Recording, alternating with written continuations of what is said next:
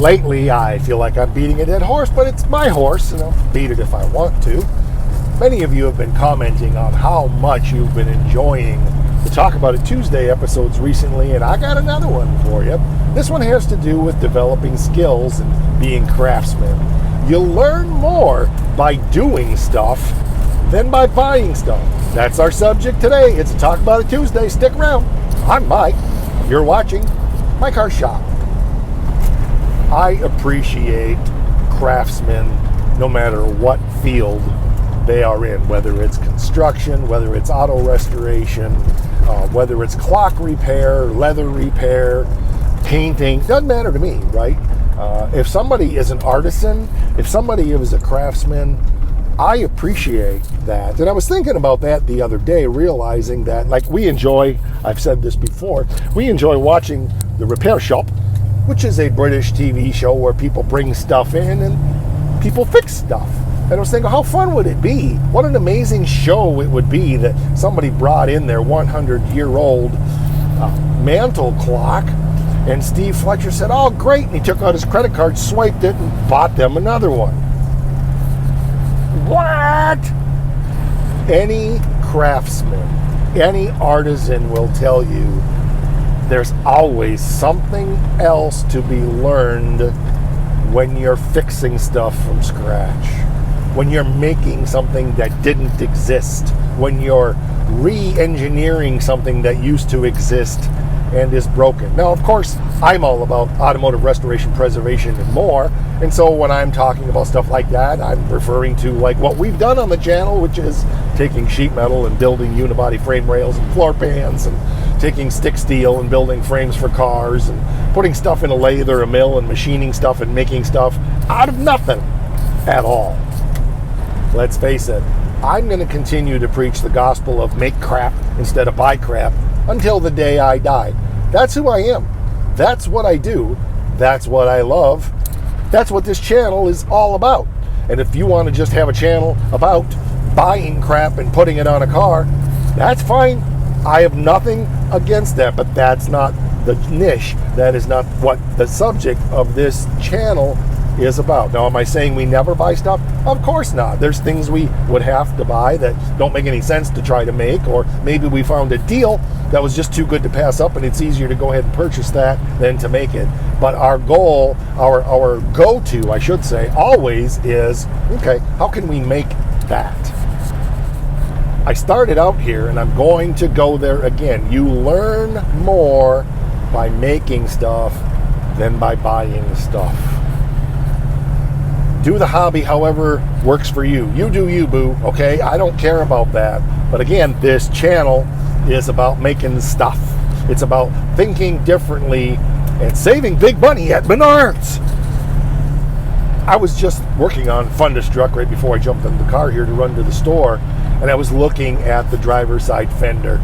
It looks like a piece of wrinkled up tinfoil. It really does. It's bad.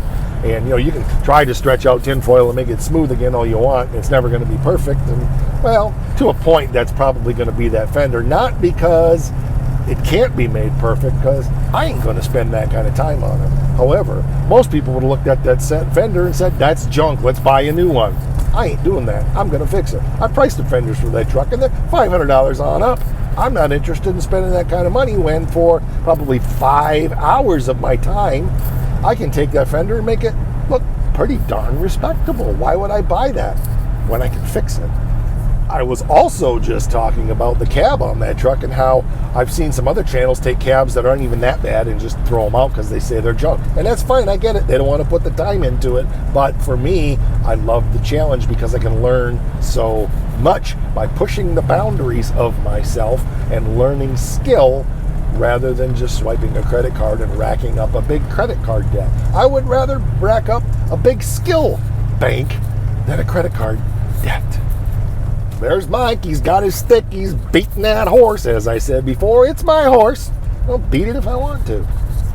I know I'm the voice of one crying out here in the wilderness. There's only a few of us that are out here preaching this gospel. But I'm going to say this. The reason I keep doing it is because the mainstream narrative doesn't talk about this.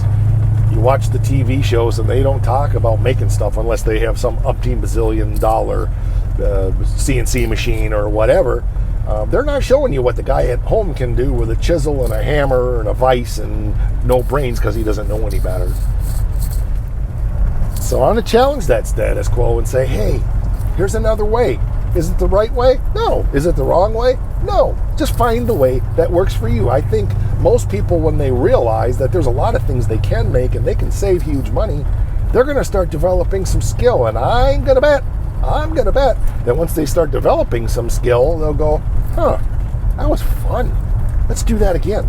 Ooh, let's stretch ourselves a little more. Ooh, let's try that. Ooh, that looks interesting. Oh, that was a fail. Oh, let's do that one again. Oop, I won't do that again. That's the fun. You learn your limitations. You learn how to stretch your boundaries. You learn how to do things that other people see are beyond repair. I love the challenges. I lose myself in those challenges. I lose myself in trying things I've not done before, and developing new skills and learning new techniques. And ooh, I saw Luke over at Carter's Auto Restyling do that. Ooh, I think I can do that. Or I watch a lot of what he does and I go, yeah, I know how to do that. Yeah, I know how to do that. Oh yeah, ooh, that's an interesting idea. Yeah. Watch the channel, Iron Trap Garage. Oh yeah, Matt did that. Oh, that's cool. Man, I've never seen that done before. That's cool. Yeah, let's do that. Fitzy. Hey, that's the way that you do that. That's a good one. So maybe it's not perfect, but if you had fun and you got it done at 60 miles an hour going down the road, is that really a problem? You see what I'm saying? All right, I'm going to get off my soapbox and leave my old dead horse alone. It's tired and needs to rest. Thanks for being here. I appreciate it. We have channel memberships for around $5 a month. You get access to behind-the-scenes content as well as special members-only episodes, and you get previews of select episodes early before they're released, sometimes as much as 8 weeks before they're released. So check that out. We'd love to have you join us. And one more thing, because at MKS it is the most important thing. Wow.